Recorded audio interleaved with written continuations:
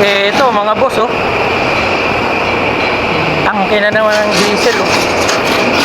Laki ng sira, oh.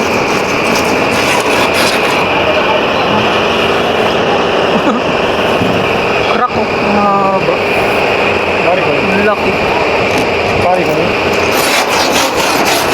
Itong isa, ito hindi ako may gawa nito. Pinagawa siguro nila to sa labas. Tapos doon naman nadali. Ang lungsot naman ang klase ng tangke ng diesel na. Sira eh. Oh, meron din butas ko sa dilaw.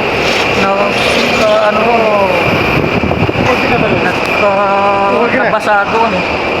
Meron din yan doon. Talile. Ayan. Talile ba? Talile.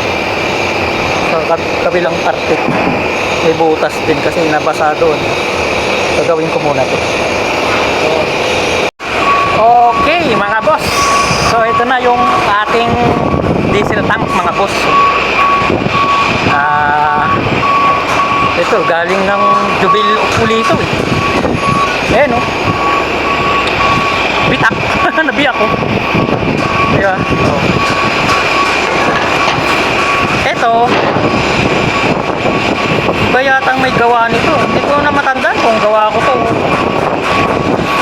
Hindi. Parang gawa ko yata ito noon. Tagal na kasi. Ngayon, ito naman ang kanyang problema o nabiyak naman dito. So, sasapian natin kagaya ito. Ito, pumutol ako ng aluminium to, boss. Aluminium din to eh. Parang pang-flooring ng jeep. Ganda, no? Magaan lang. Ito pa. Meron pa yata sa kabila. Doon naman to sa kabila. So, wait lang muna yan. So ito, focus tayo rito.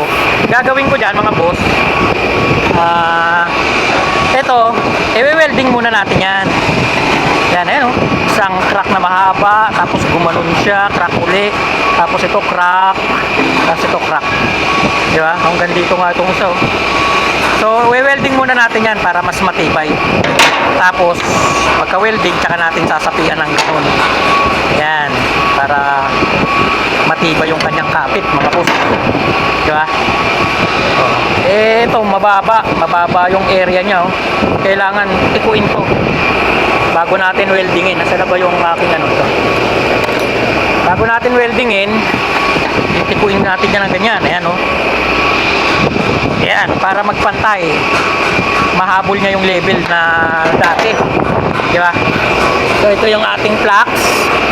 Ayan, tapos ito yung ating welding rod. Ayan. Dumating na to, in order ko to eh. Marami na yan sa store. So, ayan, ang aluminum welding rod.